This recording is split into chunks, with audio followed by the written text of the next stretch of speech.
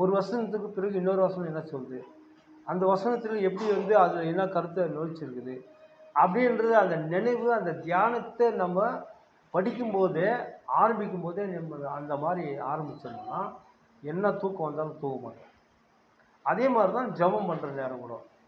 ஜெபம் பண்ணும்போது கூட என்ன பண்ணுறோம் நம்ம, அப்படியே கண்ணை மூடி ஸ்தோத்திரம் ஸ்தோத்திரன்றோம். அது கொஞ்ச நேரத்தில் நமக்கு பலவீனம் ஆகிடுது. கொஞ்ச நேரம் போய் படுத்துடலாமா தூங்கிடலாமா வருது, எல்லாருக்குமே வருது. அது நம்ம சரீரம் வந்து பலவீனமானது. இந்த பலவீனமான சரீரம், பலவீனமான பாண்டம் நம்ம ஜெபிக்காதபடிக்கு நமக்குள்ளே இருக்கிற அந்த சோர்வுகள், அசதிகள் இதெல்லாம் நம்மளை அப்படியே என்ன பண்ணுது, தூக்கத்தை கொடுத்து அல்லது நினைவே வேறு மாதிரி நினைவை திருப்பிட்டு நம்ம ஜெபிக்காதபடிக்கு தடை செய்யுது. இந்த மாதிரி நம்முடைய ஜெப வாழ்விலையும் பைபிள் வாசிக்கிற வாசிப்புக்கும் நமக்குள்ளே சரீரத்தில் விதமான ஒரு பலவீனங்கள் நம்மளை அறியாமலே இருக்குது. இந்த மாதிரி நிலை இருக்குதுன்றதுனால தான் ஆவியானவர் நமக்கு உதவி செய்கிறார். அல்லேலூயா. மனிதருடைய சரீரத்தில் அவங்களுக்குள்ளே இருக்கிற சோர்வு, அவங்களுக்குள்ளே இருக்கிற அந்த அதாவது அசதிகள் இதெல்லாம் ஜெபம் பண்ணவோ பைபிள் வாசித்து தியானம் பண்ணவோ அவங்களால முடியாது.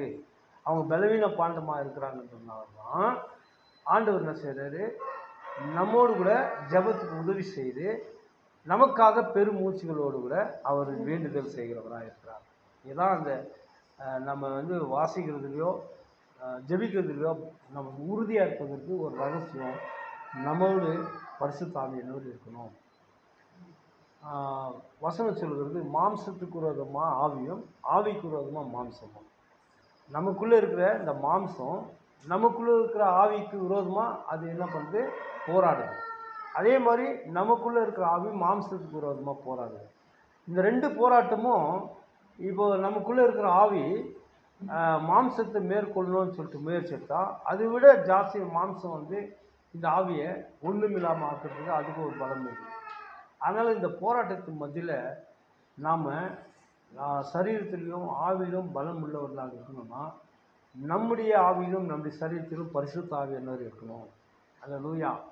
பரிசுத்த ஆவியானவருடைய நிறைவு அவர் நம்மை வந்து என்ன நமக்கு உதவி செய்து நம்மை அவர் அபிஷேகித்து நமக்குள்ளே இருப்பதை நம்ம உணர்ந்து பரிசுத்த ஆவியானவரை நம்ம துக்கப்படுத்தாமல் அவரை நாம் இருதயத்தில் பாதுகாத்துக் கொள்வோமானால், விசுவாசத்தில் பாதுகாத்துக் கொள்வோமானால் நம்முடைய பலவீனங்களில் நம்முடைய சரீரத்தில் ஆகட்டும் நமக்குள்ளே இருக்கிற ஆவிகளாகட்டும் ஆவியானவர் நமக்கு அவர் என்ன செய்கிறாரு, உதவி செய்து நம்மை பலப்படுத்தி நாம் ஜெபிக்கவோ பைபிள் வேதத்தை வாசித்து அதை அறிந்து கொள்ளவோ இன்னும் ஆவிக்குரிய வாழ்க்கையில் இன்னும் முன்னேறி நம்ம பலப்பட்டு கடந்து வர்றதுக்கு நமக்கு ஆவியானவர் உதவி செய்கிறார். அதுதான் இப்போது அம்மா எடுத்த அந்த ஜெப வாழ்வினுடைய அனுபவங்களில் நம்ம பல காரியங்களை கேட்டோம். அது ரொம்ப முக்கியமான காரியம். நீங்கள் உறுதிப்படுத்திட்டு போங்க, தீர்மானம் பண்ணிட்டு போங்க. என்னுடைய பலவீனங்களில் என்னை பலப்படுத்துவதற்கு, எனக்கு பலத்தை கொடுப்பதற்கு, நான் நிலைத்திருந்து ஜெபிப்பதற்கு, நான் நிலைத்திருந்த வேதத்தை வாசித்து அதை தியானம் பண்ணி அதிலிருந்து நான் காரியங்களோ நான் பெற்றுக்கொள்வதற்கு என்னோடு கூட பரிசுத்த ஆவியானவர் எனக்குள்ளே வாசம் செய்தால் அந்த ஆவியானவருடைய பலத்தை கொண்டு நான் இதெல்லாம் செய்ய முடியும் என்ற உறுதியான விசுவாசம் நம்ம எடுப்போம்னா யாருமே சோர்ந்து போக மாட்டோம். யாருமே சோர்ந்து போக மாட்டோம். நீங்கள் என்ன பாருங்கள், எனக்கெல்லாம் அந்த மாதிரி நடந்திருக்குது. அந்த மாதிரி நேரத்தில் நான் ஆவியானவரை உணர்வேன்.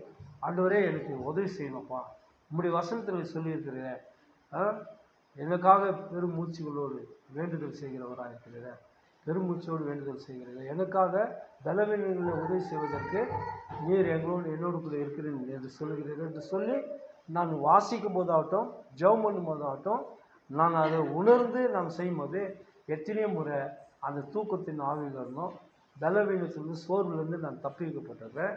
அதனால தான் உங்களுக்கு சொல்கிறேன். அது நல்லா அருமையாக பைபிளை வாசித்து முழுமையாக அதில் என்னென்ன இருக்குது, எங்கே இருக்குது, ஏது இருக்குது, கரும்பு சாப்பிடும்போது எப்படி அதில் இருக்கிற ரசத்தெல்லாம் உறிஞ்சி சக்கையாக எடுத்து போடுமே அந்த மாதிரி வேதத்தில் இருக்கிற அந்த பகுதியில் அதிகாரங்களில் என்னென்ன கருத்துக்கள் இருக்குது, என்ன சொல்லப்படுது, இதற்கு முன்கூட்டியே பல ஆண்டுகளுக்கு முன்பு இது குறித்த வெளிப்பாடுகள் எப்படி வெளிப்பாடுகள் இருந்தது, இது பின்னால் வரும் காலங்களுக்கு இதை வந்து எப்படி நமக்காக அது எச்சரிப்பு கொடுக்கிறது. இப்பொழுது நிகழ்காலங்களில் என்ன விஷயத்தை நம்ம கற்றுக்கொள்வதற்காக என்ன செய்யணுன்ற விஷயம் எல்லாம் பைபிளில் நீங்கள் எந்த அதிகாரத்தில் வாசித்தாலும் நமக்கு கடந்த காலமும் நிகழ்காலமும் வருங்காலத்துக்குரிய அனைத்து வெளிப்பாடுகளோடு கூட தான் நம்ம வேதாவசனம் நமக்கு சொல்லப்பட்டிருக்கு, எழுதப்பட்டிருக்கு. அதை நம்ம கண்டிப்பாக அந்த நம்பிக்கையோடு அந்த அனுபவங்களோடு வாசிப்போம்னால் வேதத்தில் இருக்கிற ரகசியங்களாக நம்ம நல்லா கற்றறிந்து மற்றவர்களுக்கு அதை எடுத்து சொல்லலாம். இதில் பலப்பட்டு போகும்படி நாம் இந்த ஆராதனையில் ஒரு பரிசுத்த ஆவியின் பலத்தோடு நான் போகிறேன்ற விசுவாசத்தோடு போங்க. கர்த்தர் உங்களை ஆசீர்வதிப்பார். ஓகே.